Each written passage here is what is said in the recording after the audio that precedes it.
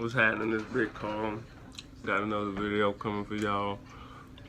But make sure you subscribe and hit that bell. Like the video. Comment what you want to see. But I was rummaging through the internet, and I came across this video. You know, everybody grew up on little Spongebob. Watching this, at least everybody watching this done seen Spongebob before. Spongebob been out for about 20-something years now. I remember I've been watching him since way back, and I'm 22, so you feel me? He been out for a minute, and this looked kind of funny. It was like the SpongeBob character tier list, you know what I'm saying? And it's about a tier zoo. We gonna really see where everybody rankings lie. This video was made in partnership with CuriosityStream.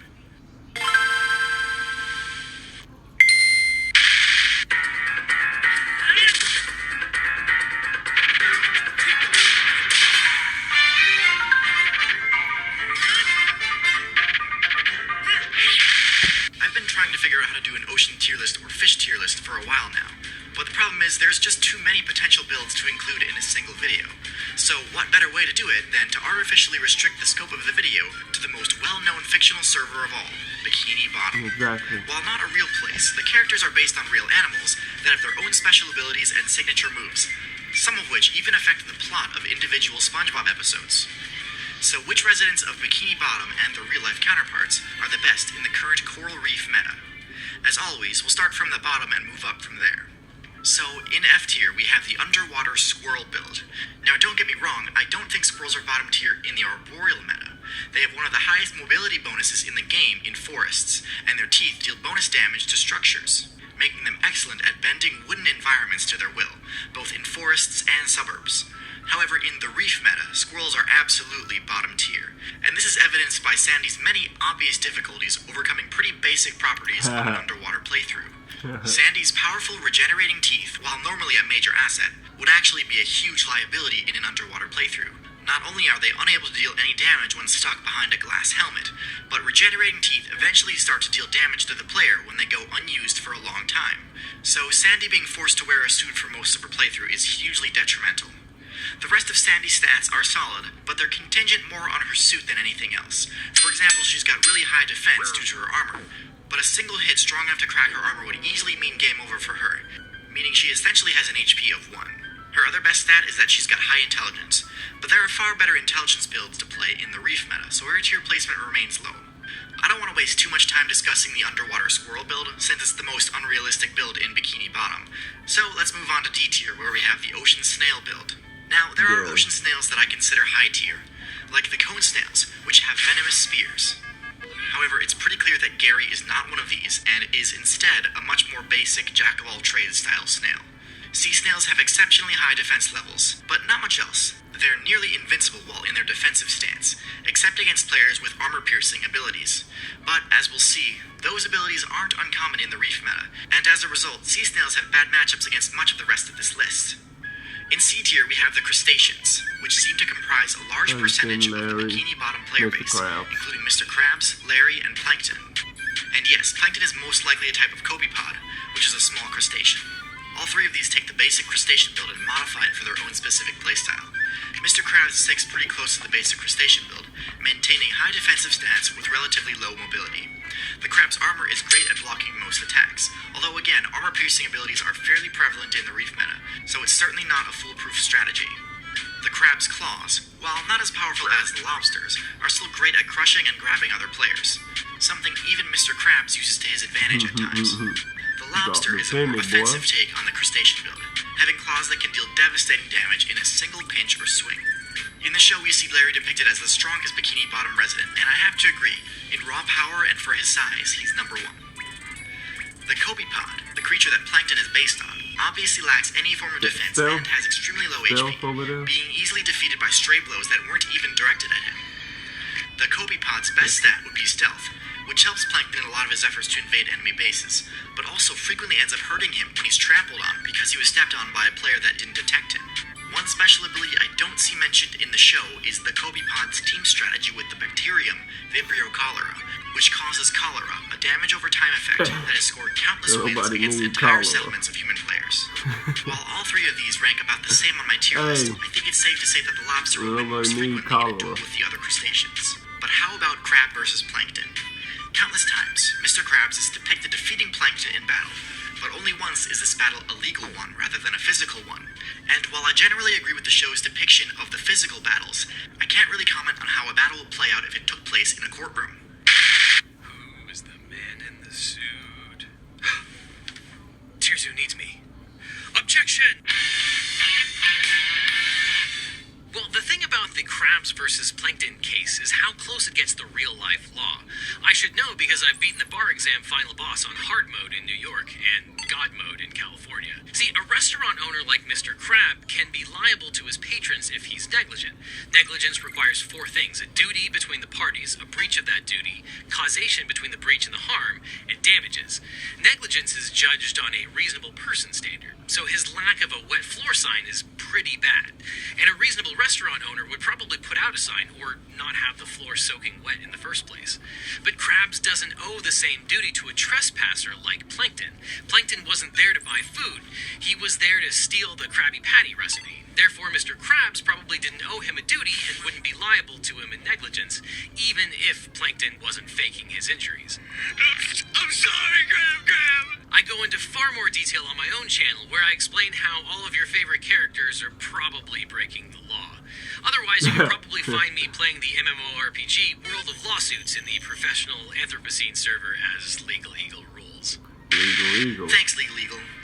At the bottom of B tier, we have the Starfish build. The Starfish build is one of those builds which spends very little evolution points leveling its stats, instead pouring all of them into extremely unique abilities. Their first ability is their suction cups, an ability they share with the Cephalopod faction. This gives them an extremely strong grip, granting them almost total immunity to knockback moves, and making their own grab attacks borderline impossible to mash out of. That second effect combos nicely into their second ability, their extendable stomach. This unique acid-based grapple attack deals devastating damage to anything it succeeds in catching. It bypasses armor and can defeat enemies far larger than the Starfish given enough time. However, it's got a lot of startup lag, so the Starfish needs to make sure it's got a secure grip on the target. This ability makes the Starfish one of the best anti-tank builds in the game, since they can pry open the armor of builds like the Clam and Scallop, and then inflict toxic damage, basically melting them from the inside with acid. The Starfish's final and perhaps most impressive ability is their HP regeneration, which is stronger than any other health regen perk in the entire game, being able to completely regenerate their HP from attacks that would spell game over for most other builds. As impressive as the Starfish's abilities are, its stats leave a lot to be desired, having an intelligence level near 0 and a mobility level on par with that of a snail. But in the right player's hands, the Starfish build can go much further than you might expect.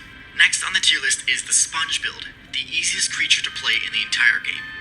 Okay, so I'm not gonna lie, I'm not a fan of the Sponge build since it's a build catered towards the playstyle of literally AFKing. Sponges gain XP by filter feeding and thus don't require any decision making or active attention at all to do well. Sponges have a mobility, attack, stealth, and intelligence stat of 0. They don't move, hunt, think, or hide from their enemies.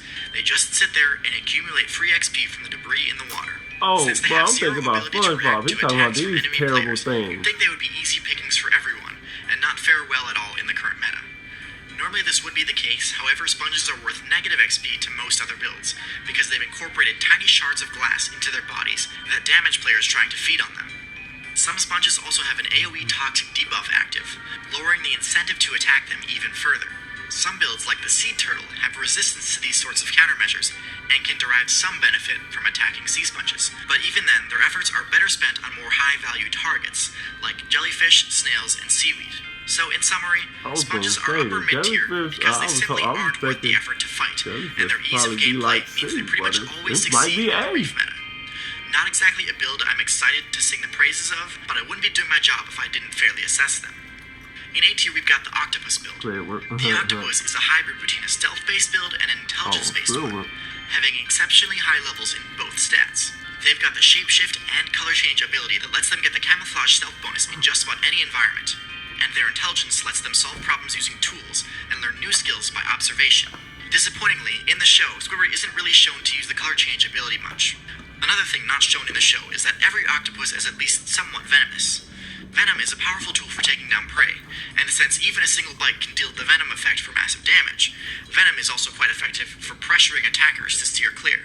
Their suction cups give them a powerful grip, and to be perfectly honest, the octopus is essentially a superior version of the Starfish. In addition to having suction cups, multiple arms, regenerative abilities, and venom, the octopus build also gets access to tons of high-level abilities like tool use, shapeshift, and inkjet.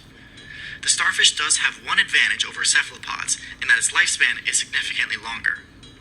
The top-tier resident of Bikini Bottom is...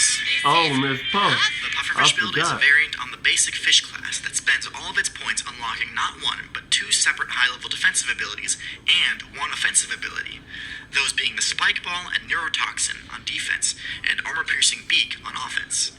The Spike Ball ability deals damage to the attacker whenever they connect a physical strike on you, and switching to the ball stance also makes bite and grab attacks less accurate against you. This ability is great for countering most of the common threats in the reef meta, and its only drawback is that it reduces the pufferfish's speed while it's active. The pufferfish build doesn't really care about losing speed, since it doesn't really rely on speed for escaping or attacking, so it's a great trade. Its second defensive ability, Neurotoxin, ensures that builds in higher weight classes can't just swallow it whole without risk too. The Neurotoxin would paralyze any player who actually managed to get past its first line of defense. Honestly, having two separate measures of defense is a bit overkill, but considering the pufferfish manages to also have a solid offensive capability too, I won't knock it too much. Speaking of, the pufferfish is another extremely effective tank buster build. It has teeth that absolutely destroy armor, meaning defensive builds like the clam, crab, and snail get demolished in matchups against the pufferfish. This impressive blend of defense and offense makes the pufferfish one of the best fish builds in the game, in my opinion, and easily the top tier of Bikini Bottom. It's no wonder Mrs. Puff is shown bodying basically everyone in the show. Hopefully now you've got a good understanding of the Bikini Bottom meta. Also, I hope you like collaborations like this, because a bunch of creators and I have collaborated. I thought they were going to throw Pearl in it, the whale, in real life. I'm about to say that ain't nobody mess with the whale, but that was that. You know what I'm saying? I thought it was going to be based off the characters, but he based it off the real animals anyways. It was a good little video, you feel me? Like, comment, subscribe, share, follow us, do all that there, and I'm going to catch y'all.